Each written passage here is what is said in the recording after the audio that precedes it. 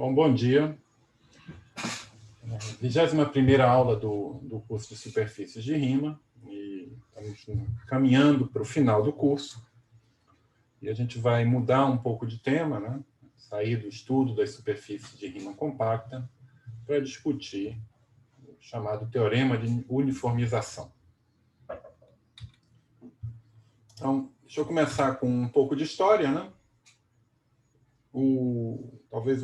A história, os principais passos, né, do que aconteceu começa tudo com rima, né, que mostra, entre aspas, né, que todo aberto simplesmente conexo de C, desde que seja diferente de C, é biolomorfo ao dístico unitário.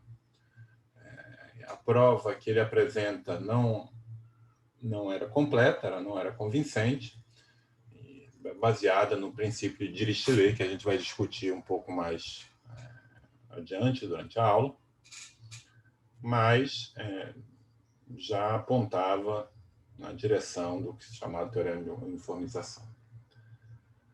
Depois vem Poincaré, né? Ele não estava interessado ele estava interessado, na verdade, sobre superfícies de rima compacta, mais precisamente abertos de superfícies de rima compacta complemento de conjuntos finitos, e ele consegue mostrar que, nesse caso, o recobrimento universal é biolomorfo a D, mas apenas após omitir um número finito de pontos que talvez não fossem os pontos iniciais em que ele estava interessado. O que é curioso é que o Poincaré chegou nesse problema porque ele estava estudando equações diferenciais lineares, né? Ele estava estudando coisas do tipo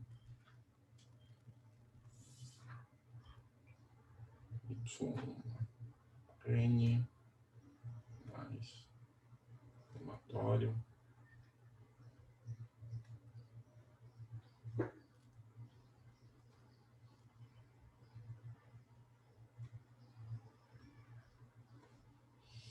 onde essas funções aí são funções racionais.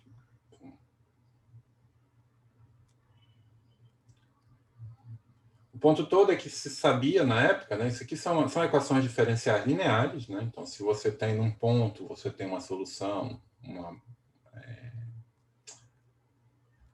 se você tem duas soluções, você pode fazer combinações lineares dela para obter uma terceira. E o ponto todo é que, nessa situação, o que ele estava olhando tinha C barra, né? Tinha um número finito de pontos, que é onde essa equação possui singularidades, que são exatamente os polos desses AIs. E ele estava interessado em escrever essa solução, né? Então, se você começa num ponto x0, você tiver um disco em torno do x0, tal que não contém nenhum desses pontos singulares no interior, nenhum dos polos no interior.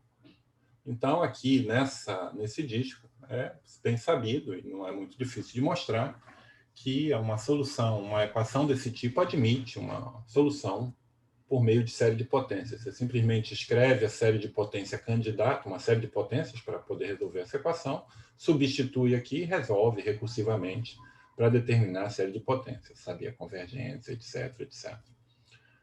E o ponto todo é que, nessa época, ficou mais ou menos claro, na verdade, já nos trabalhos talvez de rima ou antes, que se eu puder, eu posso sempre fazer isso, mas quando você pega um caminho que dá uma volta em uma dessas singularidades, deixa eu desenhar essas singularidades de outra cor.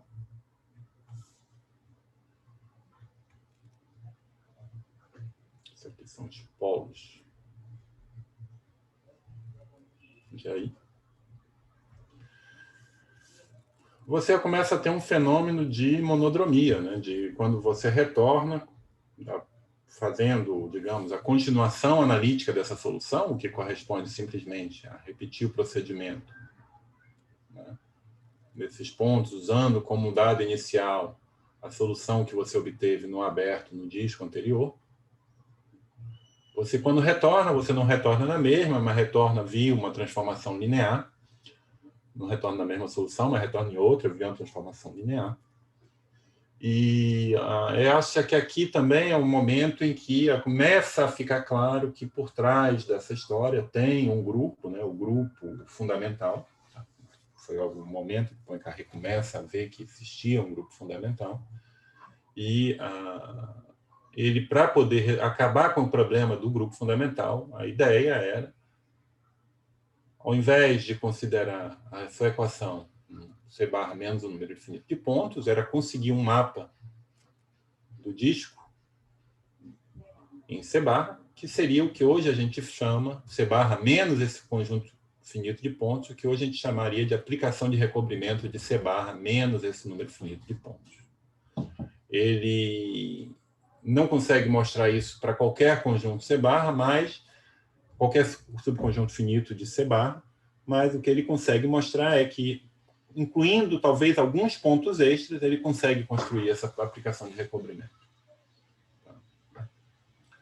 E por que isso resolve o problema? É que, como essa aplicação de recobrimento evita todos os pontos singulares, ao puxar para trás, fazer o pullback dessa equação para o disco, aqui ele tem uma solução global, porque não tem singularidades.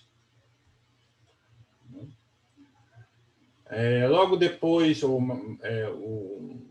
próximo resultado, né, é um resultado agora em que esse conjunto finito artificial consegue ser jogado fora, né, e é o teorema de uniformização de Klein-Poincaré, que diz que se X é uma superfície compacta de gênero maior ou igual que 2, então o recobrimento de X é biolomorfo ao disco.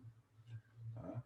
Bom, já expliquei que o Poincaré chegou nesse problema através das equações diferenciais lineares, e a motivação de Klein não tinha nada a ver com isso. Ele tinha a motivação que é mais próxima à teoria dos números. Não sou especialista, não vou comentar muito sobre o assunto. E, finalmente, o último resultado, né, que é o teorema de Cobb-Poincaré, que diz que se X é uma superfície de rima simplesmente conexa, não mais compacta, então X é biolomorfo a uma das três possibilidades, ou P1, ou C, ou D. Uma vez que você tem a teoria de recobrimento, a teoria do espaço de recobrimento desenvolvida, você sabe que se eu começo com uma superfície compacta, eu tenho o seu recobrimento universal, que vai ser simplesmente conexo, e se X possui uma estrutura complexa, né, o recobrimento universal herda uma estrutura complexa. Então, esse é o teorema final que a gente hoje conhece como teorema de uniformização. Né? Partindo de uma superfície qualquer, compacta ou não, a gente sabe que o recobrimento universal admite uma estrutura complexa e nessa estrutura complexa ele é biolomorfo a P1, C ou D. Se vocês ficaram curiosos com essa história e quiserem saber mais detalhes, eu recomendo fortemente esse livro, né, que é o livro de uniformização de superfícies de rima. Tem uma versão em inglês. Se vocês tá com links aqui no PDF, eu vou botar o PDF na página, vocês podem clicar para pegar os artigos, os textos do livro. E tem também no canal YouTube do INPA, tem um mini curso de 8 aulas por um dos autores desse livro, que é o Etienne Giz. Então, ele foca na história do teorema e explica todos esses fatos e muito mais. Eu recomendo fortemente, tanto vocês olharem o livro quanto assistirem às aulas. Tá bom? Agora, o que a gente vai fazer aqui hoje não é a prova histórica, né? Como vocês podem ver, o desenvolvimento histórico do resultado foi um pouco tortuoso. A gente vai apresentar uma prova moderna, que se encontra no livro de Reissat. É um livro que está escrito em francês, Quelques aspects de surface de Riemann, e vocês vão poder... acho que talvez é a exposição mais concisa desse teorema, da prova desse teorema, uma das exposições mais concisas. Então, provavelmente, bom lugar para vocês darem uma olhada, apesar de estar escrito em francês. Então, o que eu vou apresentar aqui é quase que uma cópia do argumento, uma tradução do argumento que está lá para português. Não vou fazer todos os detalhes, mas eu convido vocês a verificarem, a darem uma olhada nesse livro também, que é muito bom. Inclusive, foi um dos livros que eu me inspirei para preparar o curso. Tá bom? Muito bem. Então, para falar do teorema de uniformização, a gente vai precisar falar do problema de Dirichlet, e é um problema sobre funções harmônicas. Né? Então, deixa eu lembrar a definição de função harmônica. Vou estar trabalhando com abertos de C, no primeiro momento. Uma função harmônica é uma função contínua que satisfaz uma das duas propriedades equivalentes abaixo. Então, para todo disco contido nesse aberto, disco fechado, eu tenho essa propriedade do valor médio. Né? O valor no centro do disco é igual à média dos valores no bordo do disco. Ou eu tenho que a função U é de classe C2 e o Laplaciano de U é igual a zero. Então, lembro que o Laplaciano, né, é T dx ao quadrado mais y ao quadrado. É um exercício, uma observação, como vocês quiserem chamar, que é bastante útil para algumas contas, é que o Laplaciano, ele é uma constante. Se eu escrever, desculpa, Laplaciano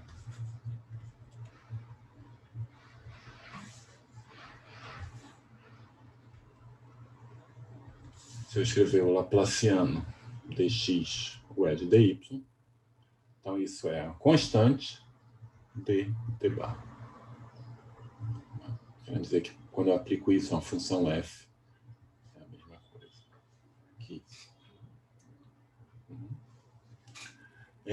Alguns exemplos, né, de funções harmônicas, vocês já estão carecas de saber, que se eu tenho uma função holomorfa, então a parte real e a parte imaginária são harmônicas.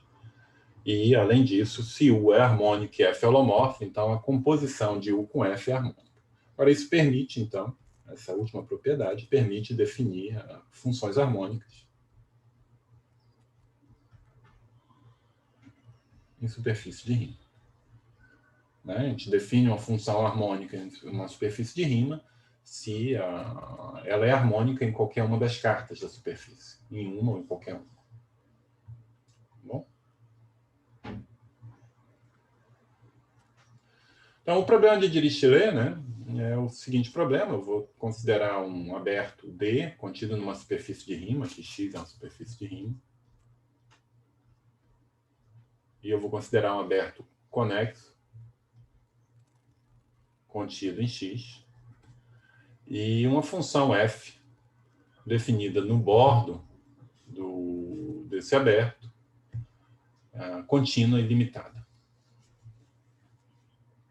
Então, uma solução do problema de Dirichlet é uma função definida no fecho, contínua, harmônica no interior do disco, e que satisfaz que a restrição ao bordo de D é a função F. Bom?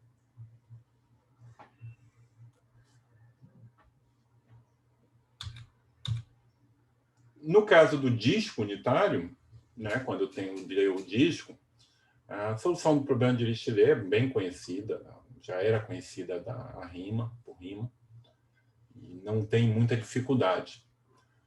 Não é difícil você verificar que se eu tenho uma função contínua no bordo do disco em R, então essa integral, né, ela vai ser harmônica e vai ser uma solução para o problema de Dirichlet. Então é uma espécie de média dos valores de F ao longo do bordo, mas com um peso, né, que vai depender do ponto Z. Então, isso é uma solução. Vocês podem verificar diretamente. Não é difícil ver que isso é uma solução para o problema de Dirichlet. Então, a consequência dessa fórmula de cálculo integral de Poisson, né, é que a maneira de você mostrar a equivalência entre aquelas duas definições que a gente deu no início, né, de que são satisfazer a propriedade da média e ser de classe C2 com Laplaciano igual a zero são equivalentes. E também uma outra consequência é o chamado princípio de Harnack. Se eu tenho uma sequência crescente de funções harmônicas, então o limite ou bem converge para infinito, ou bem converge uniformemente em compactos para uma função harmônica. Se eu tiver uma sequência crescente de funções harmônicas, se o limite for limitado, o limite é harmônico. E é uma consequência direta, uma sequência simples dessa integração.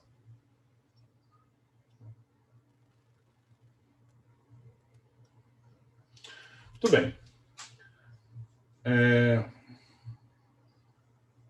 O conceito de função harmônica, né, ele é extremamente rígido. Né? A gente já, no curso de análise complexa, uma variável, a gente aprende, né, que toda função harmônica é parte real, localmente, né, a parte real de uma função holomórfica. Então, são objetos rígidos que, em princípio, pouco flexíveis e que satisfazem, por exemplo, o princípio da identidade. Então, matemáticos entenderam que era interessante trabalhar com um conceito um pouquinho mais maleável, menos rígidos, e que permite você fazer construções por colagem. E esse conceito é o conceito de função subharmônica. Né? Então, é uma função que, para todo aberto conexo, e qualquer função harmônica, nesse D e C, a função U menos V é constante, né? Ou seja, eu estaria dizendo que a minha função U é harmônica nesse aberto D, ou ela não possui máximo. Não possui máximo, é claro, no aberto, no interior, vai acabar possuindo um máximo no bordo. Tá? Você pode reformular isso, na verdade, essa função, uma maneira de reformular a definição é que ela vai satisfazer quantas funções harmônicas satisfazem a propriedade da média, né, que a função U é igual à média no bordo, aqui, né, no bordo de um disco centrado num ponto, o valor da função no ponto, aqui o que você vai ter é uma desigualdade. Então, o valor da função no ponto Z vai ser menor ou igual a 1 sobre 2π, integral da função, da média da função.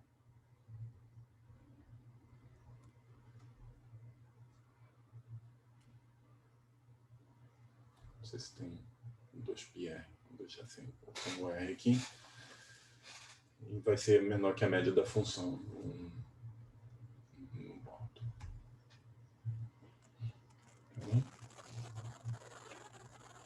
Essa é uma função subharmônica. E uma coisa que é interessante é entender que funções harmônicas, né, se você pensar o que está acontecendo em dimensão 1, função harmônica em R é a mesma coisa que a função afim. Né? Porque aqui o que eu estou pegando é simplesmente funções em que a derivada segunda é zero. As funções subharmônicas, elas são as funções cuja derivada segunda, se você quiser, harmônica em R, é afim, e as funções subharmônicas são as funções cuja derivada segunda é negativa. E é uma espécie de uma versão em dimensão 2 de convexidade. E exatamente o que essa definição está me dizendo, né, é que sempre que eu pegar pensando que aqui é o bordo do disco, estou fazendo a figura em dimensão 1, então o que eu estou pegando é uma função harmônica aqui, então no caso que se eu tiver em dimensão 1 vai ser uma reta, o gráfico vai ter que ser o gráfico, eu estou olhando para o gráfico da função, teria que ser uma reta, e ser subharmônica é dizer que o gráfico da função U está abaixo dessa reta. Então, é claro que funções harmônicas são mais complicadas do que... O gráfico de funções harmônicas são mais complicados do que reta, mas a figura é a mesma. Eu vou ter o gráfico da função harmônica e o gráfico da função subharmônica coincidindo com a função harmônica subharmônica no borne. O gráfico da função subharmônica vai estar abaixo.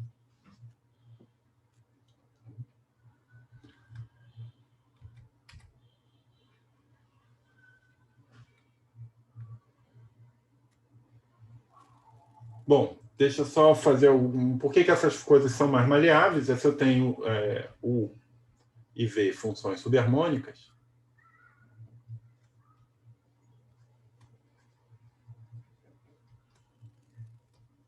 então não é difícil verificar que o máximo de U e V,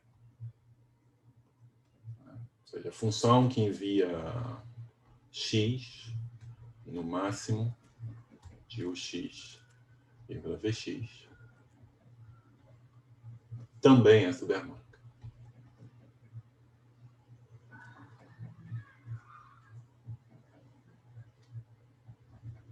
Então, isso permite, né, construir novas funções subharmônicas a partir de funções subharmônicas dadas e mostra um pouco a flexibilidade desses objetos. Tipo, eles não satisfazem o princípio da identidade como as funções harmônicas.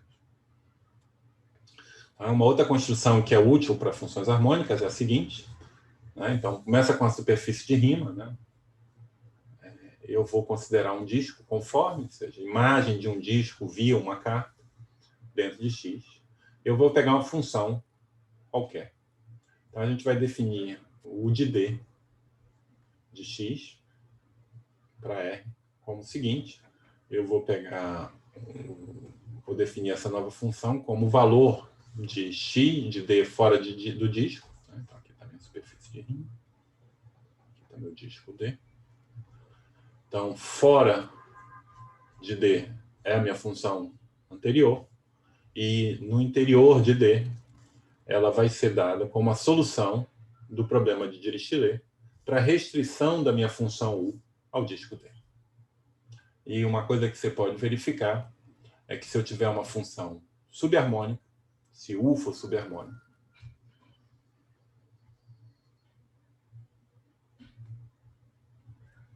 então o D é subharmônico.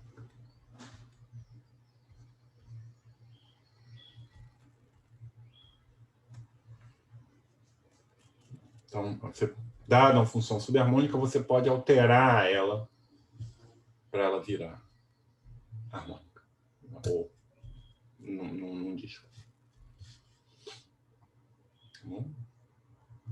E um milagre, um resultado bacana que essas funções subharmônicas satisfazem é chamado princípio de Perron. Né? Então, eu tenho aqui X, uma superfície de Riemann.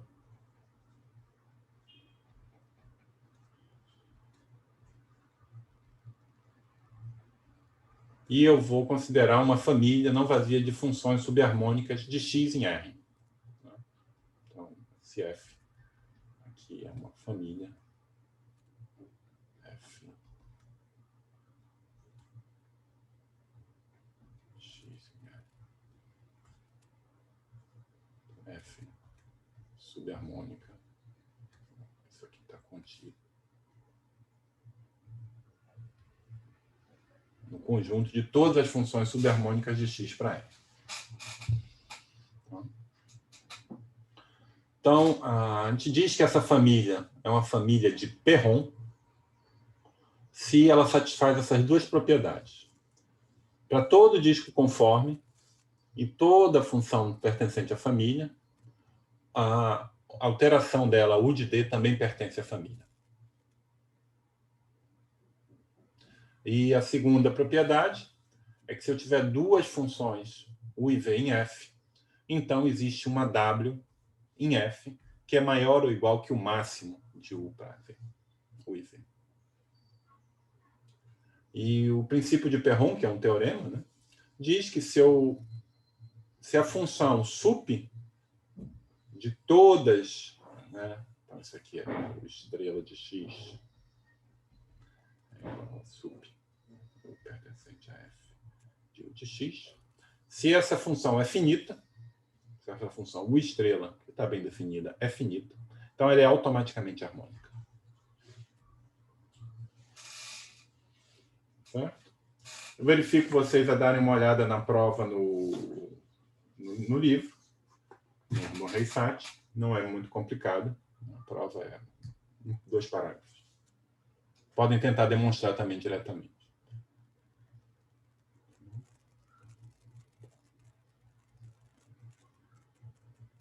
E isso é a ferramenta principal para abordagem, para uma das abordagens modernas para se mostrar o problema de Dirichlet.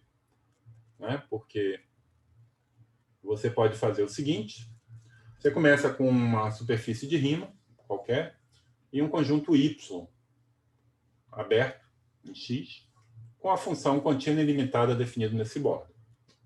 Então, o que é natural você considerar é o conjunto de funções f, né, que são funções subharmônicas em Y, com U menor ou igual que o suporte, que o supremo de f no bordo. Isso em Y.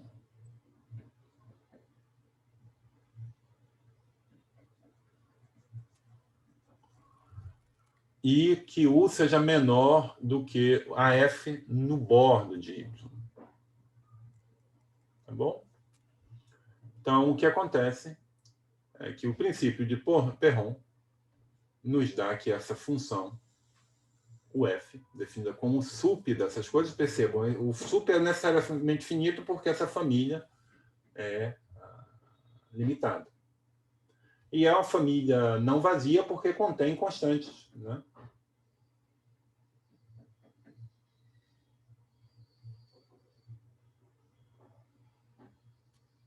O que a gente precisa mais?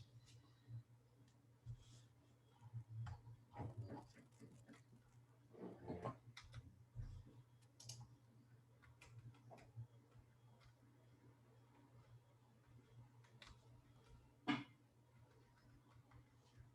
Ela certamente contém as constantes.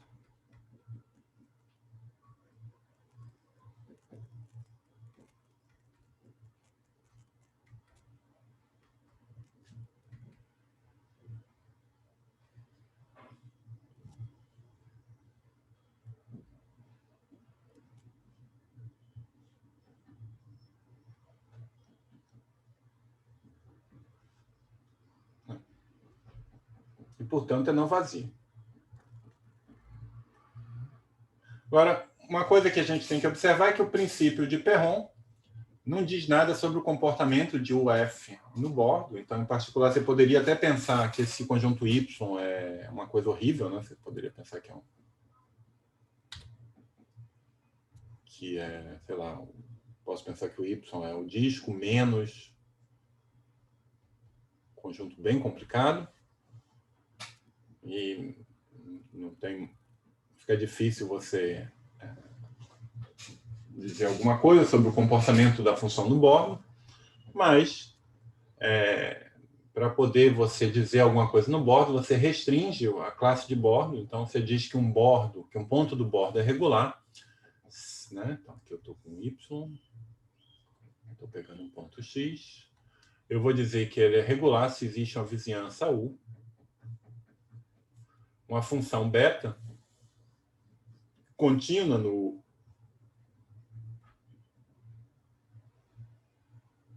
contínua em U interseção Y barra,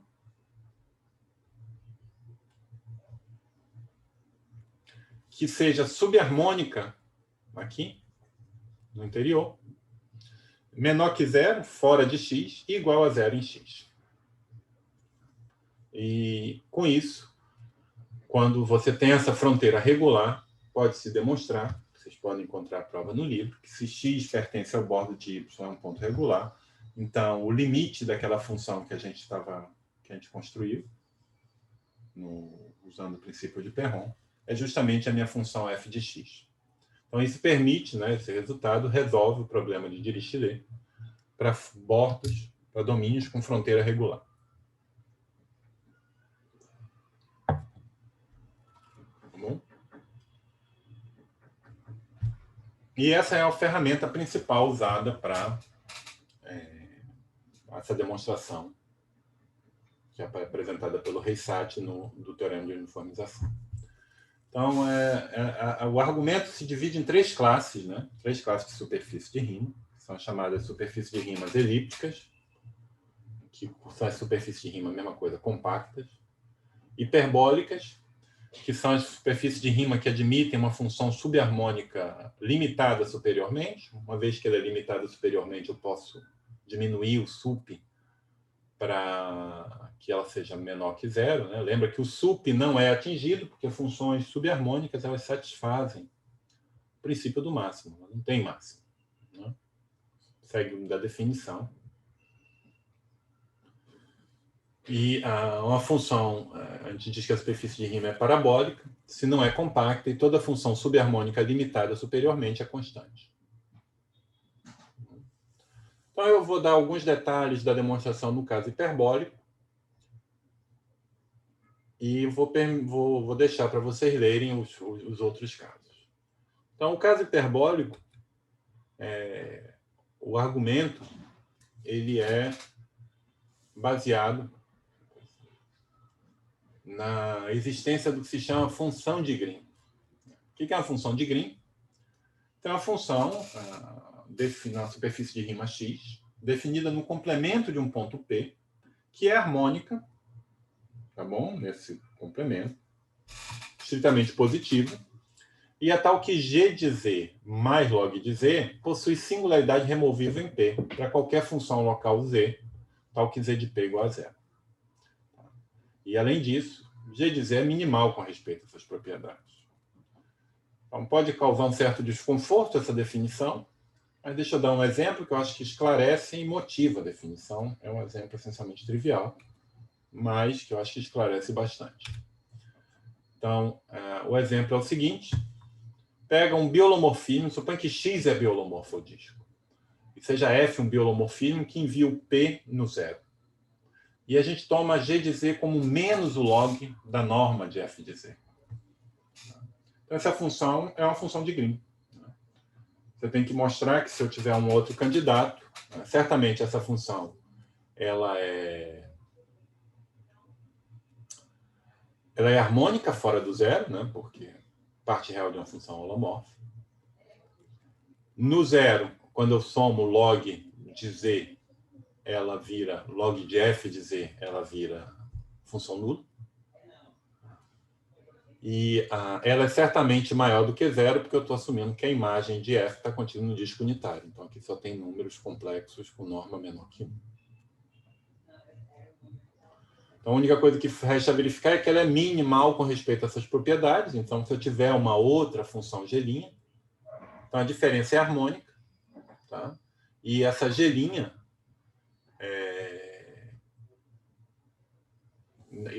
vai ser harmônica em todo x. E eu sei que o g' menos g, pelo princípio, funções harmônicas satisfazem o princípio do máximo e o princípio do mínimo. Então, eu sei que esse g' vai ser maior do que o ínfimo, mas o ínfimo da g eu sei que é 0. Então, eu sei que esse g' menos g é maior ou igual que o ínfimo de g'. E como a g' é a função de Green, eu sei que isso aqui é maior ou igual que 0, que é o que eu queria mostrar. Que a g' é maior do que a g. Maior ou igual que a g. Tá bom? Então, tá aí uma função de Green. E fica claro um pouco a relação das funções de Green aqui com a existência ou não de um biolomorfismo. Agora, você trabalhou com... Você saiu das funções holomorfas e foi para as funções harmônicas. Você ganha um pouco de liberdade para tentar construir essa função de Green. Então, o teorema é o teorema que eu quero discutir hoje à prova, que é a central da aula de hoje. O que é esse teorema que diz que se eu tiver uma superfície de rima hiperbólica, ela é hiperbólica se somente se ela admite uma função de Green em um ponto P pertencente a x. Na verdade, vai admitir para qualquer ponto P pertencente a x. Bom? E eu vou demonstrar esse teorema, eu vou precisar desse lema, tá? Que é o seguinte. que se eu tiver uma superfície de rima hiperbólica em um disco, domínio D com bola regular, tá? Tal que o complementar é compacto, então, que é a figura que a gente tem que pensar é alguma coisa assim, então vou ter o meu D, vai ser essa parte aqui, e eu tenho o complementar de D é um compacto K. Bom, então, eu quero que existe uma função fora desse compacto K, que é igual a 1 no bordo do D, e entre 0 e 1 em D. Tá? Entre 0 e 1, e além disso ela é harmônica em D. E vai acontecer que ela em todo a superfície X, ela vai ser... Bom, se eu estender ela como identicamente 1 aqui para dentro, ela vai ser subharmônica. Então, lembra que o que a gente quer mostrar aqui, né? Então, queremos mostrar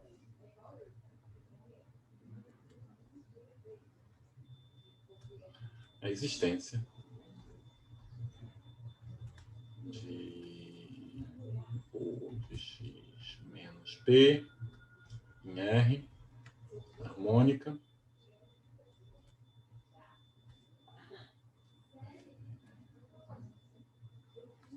tal que o de Z mais log de Z se estende.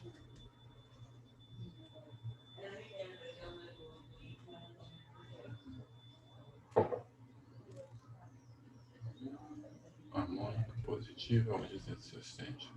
900 de meio.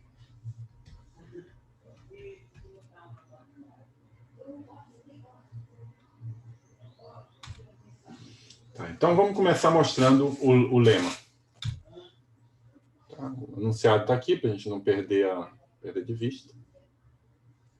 Então a minha hipótese é que X é hiperbólica. Então existe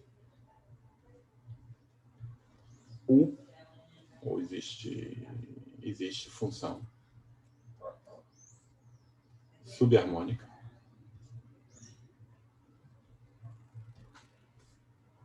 menor ou igual que zero, não constante. Tá certo? Então a ideia é pegar essa função e fazer menos ela. Então o que me dá também é que existe uma função superharmônica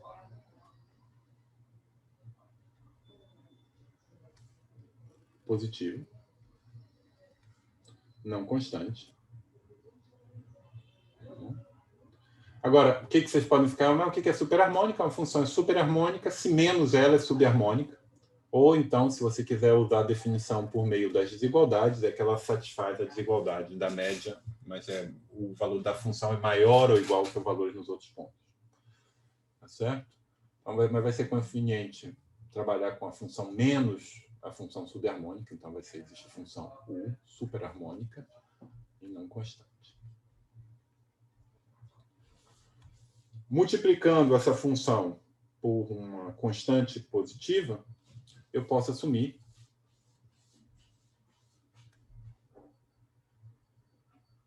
que o mínimo de U no compacto K é igual a 1.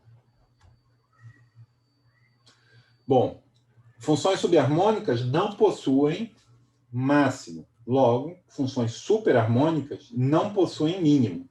Então, quer dizer que existe um ponto P. Não vai ter que estar em K, vai ter que estar em D. Tal que o de P é menor que 1. Tá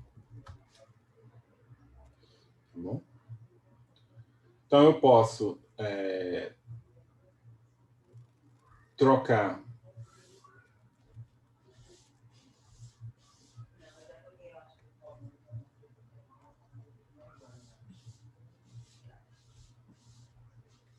eu posso assumir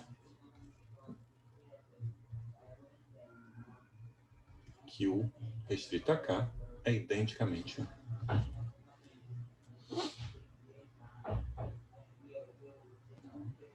Então, o que a gente vai fazer é aplicar o princípio de Perron. Então, o jogo é construir a família. Então, quem vai ser a minha família? Minha família vai ser uma família de funções V, contínua, em D barra, subharmônica,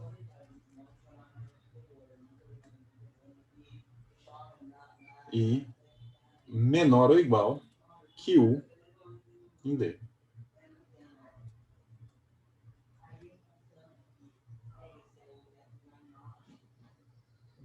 Certo? E a gente vai considerar W igual ao sup, nessa família F, de V.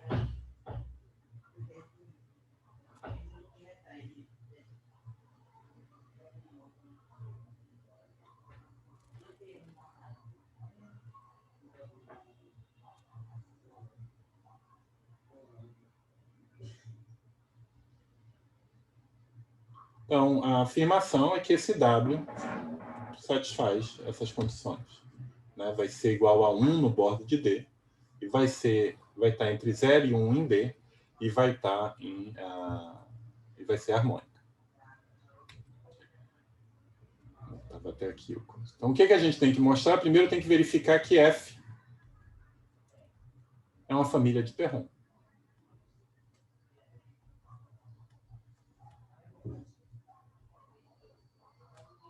Certo? Então, essencialmente, como ela é definida por meio de desigualdade, se eu tiver duas funções que são menores ou iguais a U em D, o máximo também vai ter. Então, o máximo pertence, né? Se eu tenho duas funções em F, o máximo pertence em F. Pertence a F. Agora, se eu tiver uma função V e eu tiver um disco delta contido em D, eu tenho que verificar que V delta, então se V pertence a F, e eu tenho delta, um disco conforme contido em D, eu tenho que verificar que V delta pertence a F. E por que isso acontece? Bom, eu posso olhar para o que está acontecendo com o menos V delta. Tá bom? Isso, por construção de V delta, isso aqui é U menos V no bordo. Então, em bordo de delta. U menos V delta é igual a U menos V. E eu sei que pela construção isso é maior ou igual que 0. Mas como U menos V delta é subharmônica, eu sei que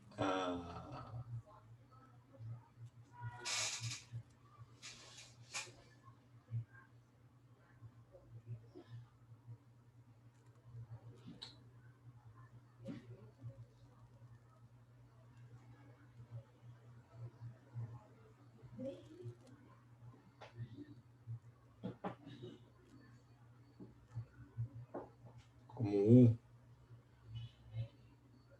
menos... Desculpa. Então, tem o V, que é subharmônica, e U, que é superharmônica.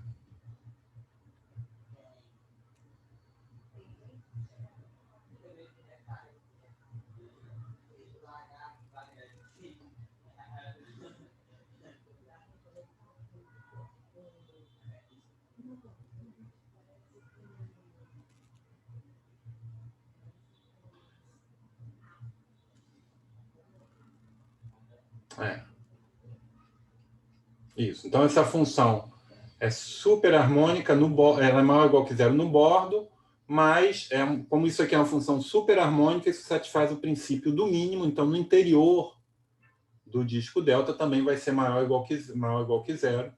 Portanto, a V delta pertence à família.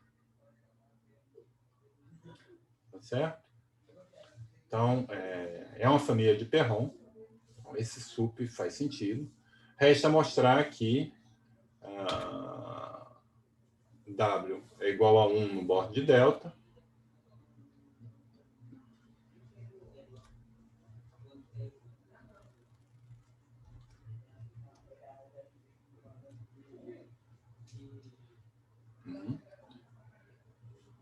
E que ela está entre 0 e 1.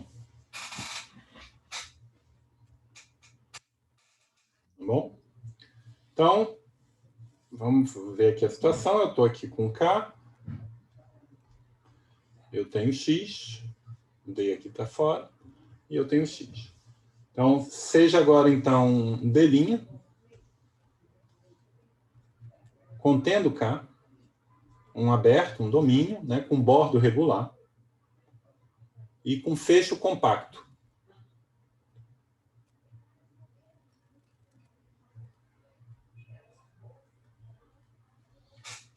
Tá certo? Então, uma maneira de construir o D' é você pegar uma união de discos conformes, recobrindo todo o K.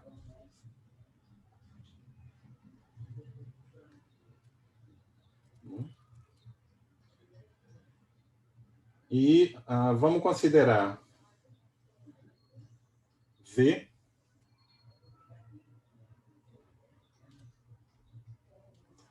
igual uma solução do problema de Dirichlet.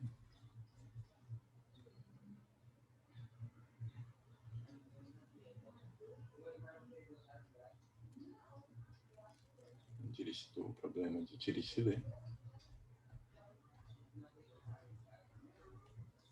em D'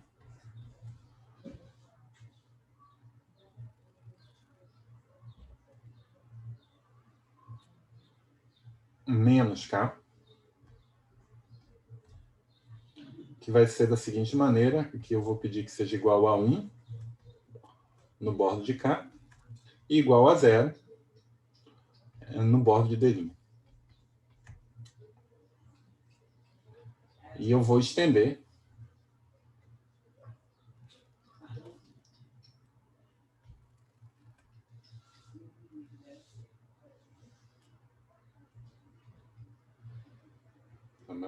estendemos V a D', V fora de D' como 0. Bom, então eu tenho aqui no complementar de K, isso é uma função, nessa faixa aqui, ela é uma função harmônica, né, que vai valer 0 no bordo, eu estou estendendo como 0, e acontece que essa V é subharmônica.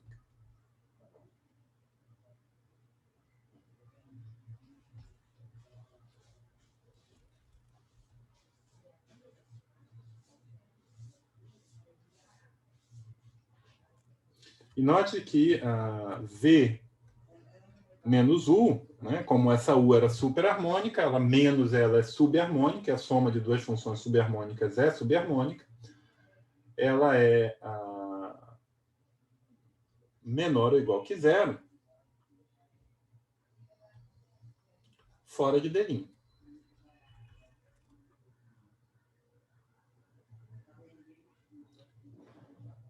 E, portanto, vai valer a mesma coisa no fecho, porque ela atinge o máximo no bordo. O que nos dá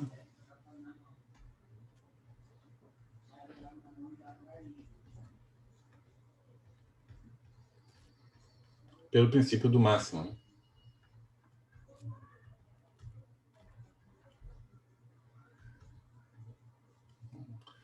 E isso vai me dar que a minha função V pertence a F.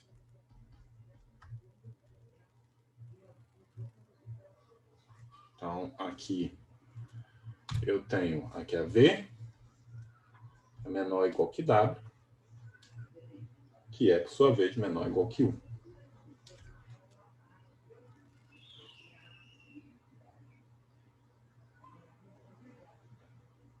Então, eu tenho que W vai estar entre 0 e 1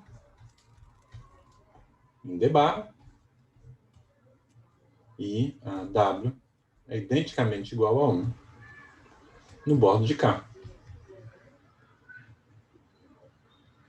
Agora eu sei também que a W é não constante, porque eu sei que a minha função U tem um ponto em que ela é estritamente menor do que 1. Então ela não pode, como ela é harmônica, ela não pode assumir nem máximo nem mínimo. Então ela tem que estar entre 0 e 1 em D. Então, como o P é menor que 1, eu tenho que é constante, é não constante.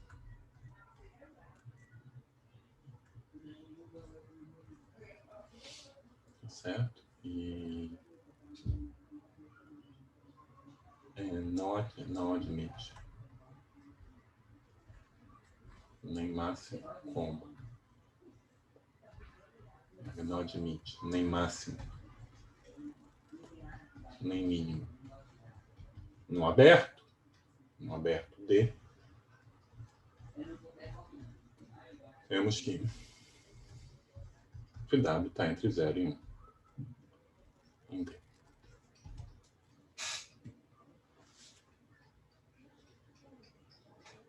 Tá bom? Isso é o que dá a prova do lema.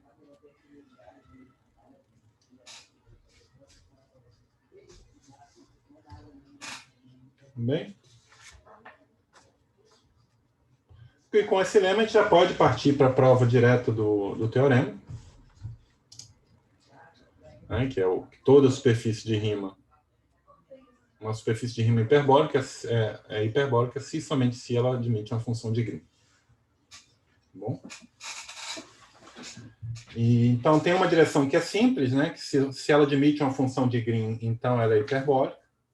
Vou deixar vocês para fazerem isso. Não vou fazer, né, que eu acho que é mais fácil. Né? Então, se x admite uma função de Green,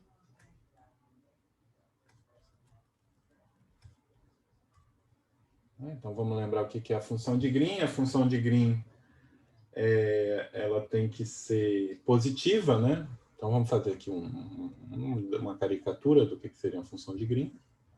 Aqui está minha x, e eu tenho um ponto P. Então a função de Green é uma função positiva que tem uma singularidade do tipo menos log da norma sobre o ponto P. Bom, e essa função é uma função harmônica. Então, o que a gente quer, no caso, para mostrar que é hiperbólica, eu quero construir uma função subharmônica limitada superiormente. Porque uma vez que eu tenho a função limitada superiormente, eu posso transladar ela por uma constante para que ela seja menor ou igual que zero. Então, aqui a situação é muito simples. Então, eu tenho essa G, a função de Green. A função de Green G, né, de x menos P em R. Eu posso construir a função limitada simplesmente lembrando que eu posso tomar o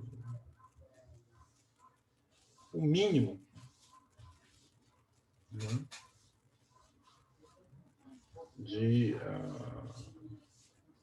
dessas duas funções para obter uma função superharmônica e tomar menos para ela virar harmônica. Ou seja, o que eu vou fazer, eu vou considerar U igual a menos o mínimo de M e G, onde M é um número positivo. Então, aqui a função constante M, o gráfico dela. Então, eu estou tomando o mínimo dessas duas coisas, menos isso é o, se vocês preferirem,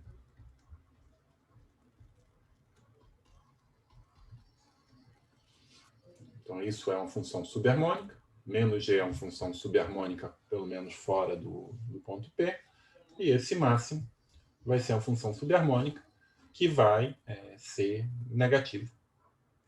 está aí uma função mostrando que mostra uma função subharmônica limitada superiormente, que mostra a existência de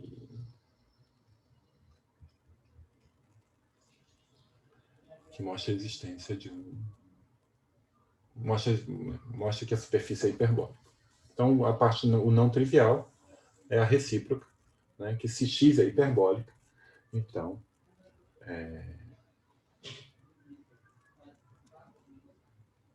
ela admite uma função de Green. Tá bom? Então, como é que é a prova? A prova a gente começa, vai pegar o ponto P, né? E vai considerar a família de funções naturais. Então, o que eu vou pegar é o conjunto de funções f, que vão ser as funções v subharmônica,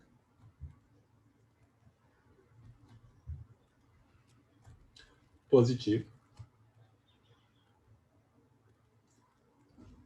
em x menos p, com suporte compacto,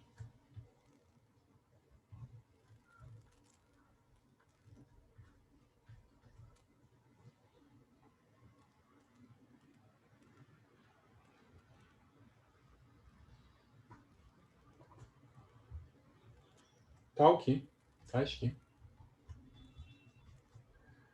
v de z mais log de z é subharmônica em norma de z menor que 1. Então, aqui, um esclarecimento, eu estou numa superfície de rima, mas aqui eu escolhi z, uma carta local, né, cuja imagem contém um disco de centro zero e raio 1 estritamente. Bom.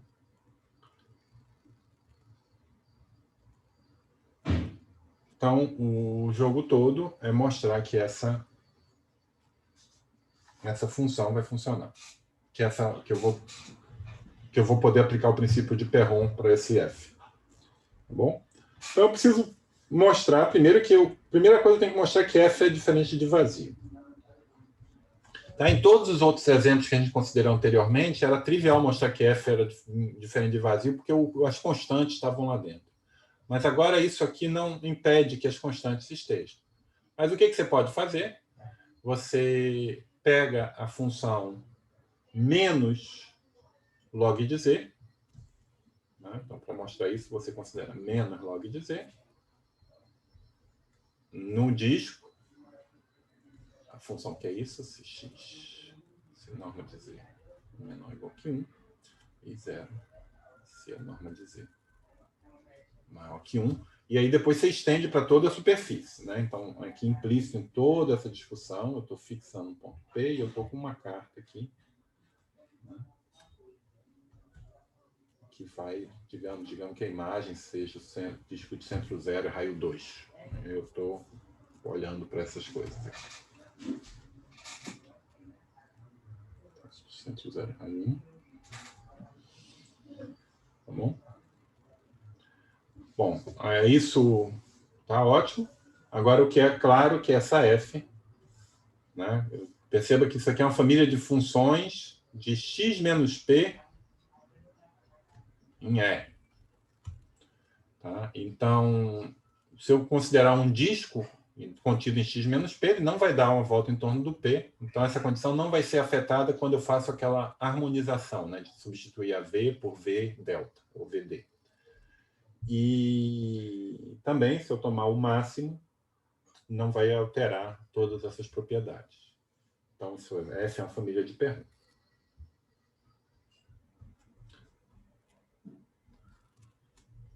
Agora, o mais delicado é mostrar que então, tem que G, eu posso tomar G como sendo o máximo de U pertencente a F.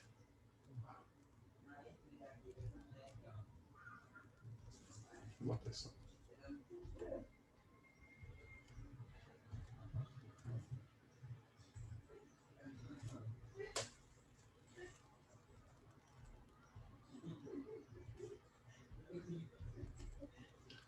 bom? E o que é difícil, o que é mais delicado é mostrar aqui que G é menor que infinito.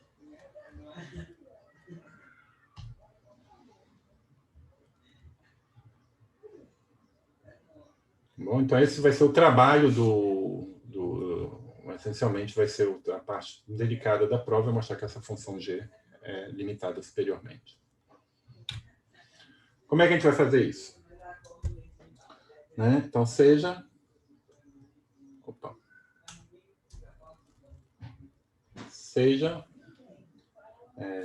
um R entre 0 e 1. E ômega, a função do lema, para K igual norma de Z menor ou igual que R. Né? Então, como é que é a situação? Então, eu tenho aqui X, eu tenho aqui K,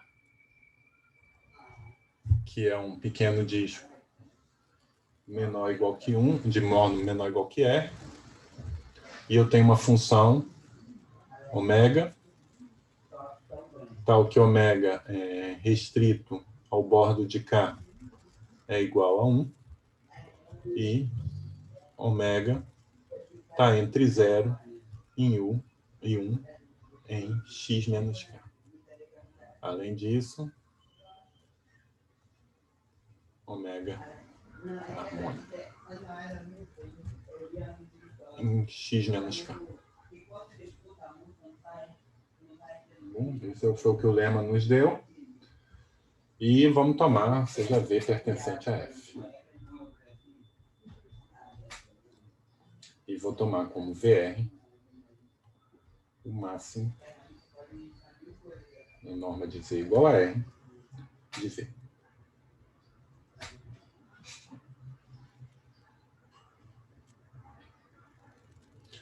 Tá bom? Então, o que acontece?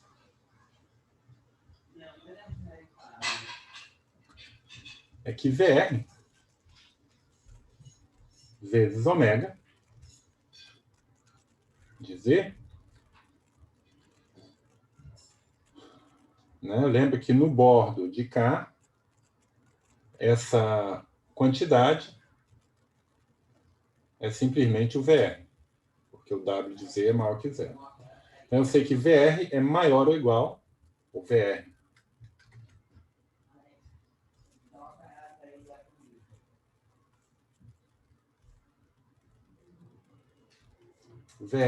menos V de Z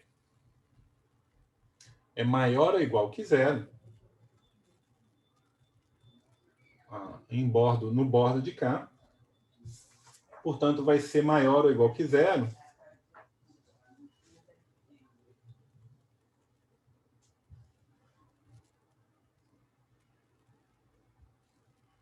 Bom, desculpa. Então, lembra outra coisa que eu botei na definição da minha família F?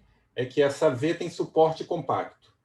Tá bom? Então, perto do infinito, o que está valendo é isso aqui vai ser simplesmente VR menos W. E no bordo de K, isso é pela definição de VR. Logo, isso vale para qualquer Z em x menos k pelo princípio do máximo. Né?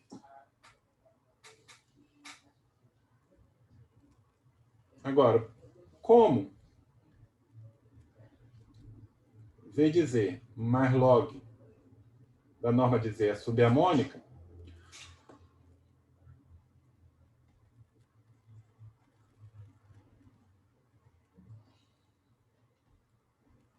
então, o seu máximo na norma de Z igual a R é inferior do que quando a norma de Z é igual a 1.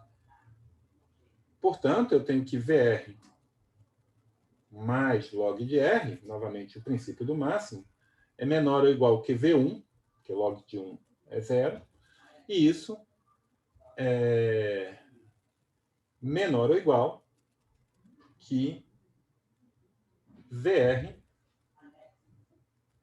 lambda R por isso, por essa desigualdade, onde lambda R é igual ao máximo de W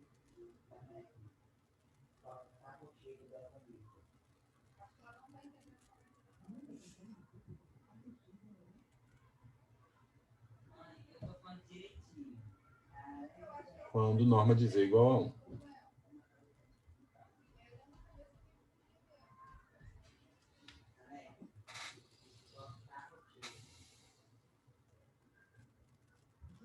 Certo? Mas isso nos dá que V de Z é menor ou igual que o log de R dividido por lambda R menos 1 em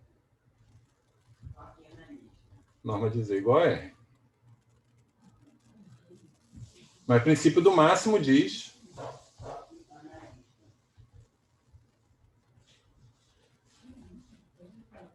explica que o mesmo vale em norma de Z maior do que R.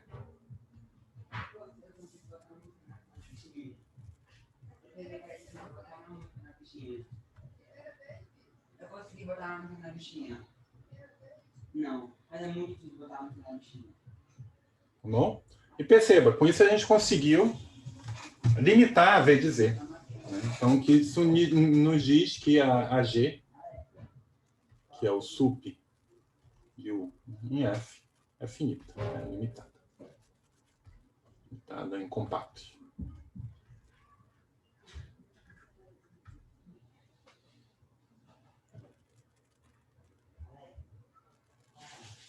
Então, falta só verificar que ela é função de Green, né? E a gente viu já que V de Z mais log na norma de Z. Bom, a gente viu, não. A gente tem, usando essa desigualdade, vai ser menor do que log de R sobre lambda R menos 1 mais log de R. Em norma de Z igual a R.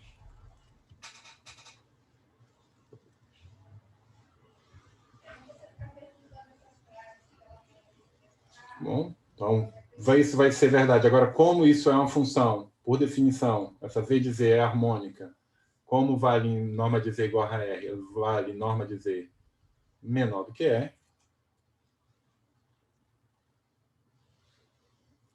Além disso, o G é positiva,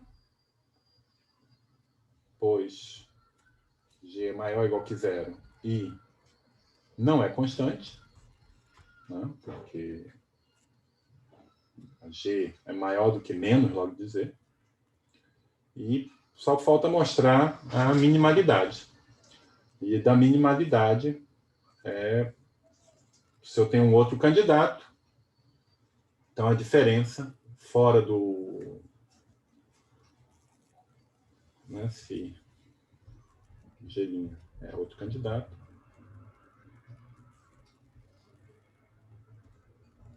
e V pertence a F, então G' menos V é estritamente positivo, fora do suporte de V, e, portanto, também no suporte de V, princípio do máximo, novamente, e o que nos dá aqui G' maior ou igual que G.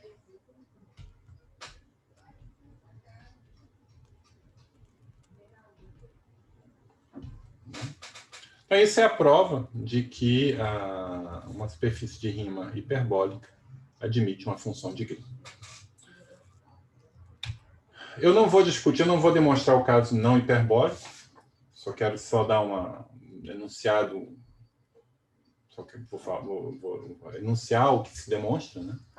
Então, o que se faz é uma construção parecida. Então, você não tem função de Green, mas o que você vai construir é uma função, né, dado um disco conforme, um ponto nesse disco, uma função holomorfa, no disco menos o ponto. Então, você vai mostrar que existe uma função harmônica, limitada fora de uma vizinhança de P, tal que U menos a parte real dessa função holomorfa dada é harmônica em P, e que se anula em P. Então, eu posso pegar aqui, em vez de nas aplicações, em vez de pegar o log da norma de Z, como a gente fez no caso da superfície hiperbólica, a gente vai pegar uma função com um polo, 1 sobre Z. Tá bom? Eu não vou demonstrar, vocês podem olhar no livro, no Restart. Se vocês quiserem também um outro texto que tem essa demonstração desse resultado é o Farkas-Crack, acho que tem uma versão que tem em inglês, né? Então, com isso a gente pode terminar com esse teorema, a gente terminar a aula de hoje com esse teorema, né? Seja x uma superfície de Riemann qualquer e 2 pontos de x. Então, existe uma função meromorfa em x, possuindo um zero em P1 e um polo em P2. Como é que a gente faz isso? Vamos pensar que no caso x hiperbólica, eu vou pegar GP1 e GP2, funções de Green.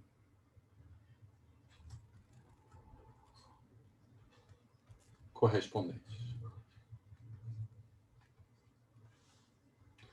Tá certo? Então, são funções harmônicas definidas fora de P e que no ponto P tem singularidades muito simpáticas, do tipo log, né? Então, o que acontece é que se eu tenho uma função de Green e eu considero a diferencial, isso aqui é uma diferencial meromorfa. Uma unforma meromorfa. Né? Por quê? Isso vai ser uma função vezes dv, localmente pelo menos, mas que como a função é harmônica, d-rom barra dessa coisa é zero. Mas isso é a mesma coisa que dizer que é holomorfo. Né?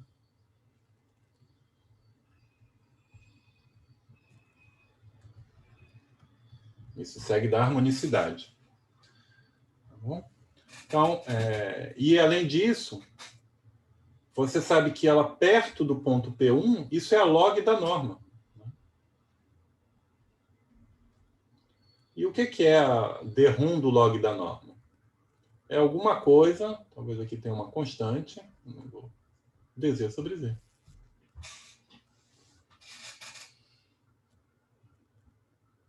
Bom, então, essa aqui é uma unforma com um polo em P1. Aqui é uma unforma meromorfa.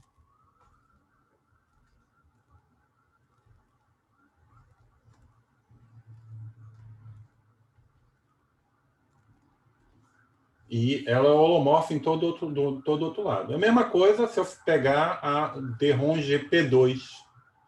Né? Então, se eu quero construir uma função com 0 em P1, é natural, e com um polo em P2, é natural eu considerar esse quociente. Deixa eu escrever isso aqui embaixo. dgP2, quocientado por dgP1. Então, isso aqui vai ser uma função dz, uma outra função dz. Quando você toma o quociente, essa é a função f que a gente estava querendo. Tá bom? Quando x não é hiperbólica, eu uso aquele resultado anterior e eu pego funções, né, harmônicas, tal que a gente obtém elas via as funções 1 sobre z menos P1. Pega uma função com polo, né, num disco, em torno de P. Eu pego uma função do tipo 1 sobre z, e eu vou fazer a mesma construção. A única diferença é que agora, quando eu fizer essa diferencial, eu vou obter uma função com polo de ordem 2, um zero de ordem 2, mas isso aqui ainda vai funcionar. Então, tá aí, assim que se demonstra uma maneira, né, de se demonstrar a existência de funções meromorfas numa superfície de Riemann qualquer. A gente não assumiu absolutamente nada sobre a superfície de Riemann. E agora, a partir desse ponto, a gente vai ser capaz de mostrar o teorema de uniformização. Eu vou me focar apenas no caso hiperbólico. Vou mostrar que uma superfície de Riemann hiperbólica simplesmente conexa ao disco. Note que aqui a gente não usou que era simplesmente conexa, a gente não usou nada. Bom, parar a gravação e a gente conclui.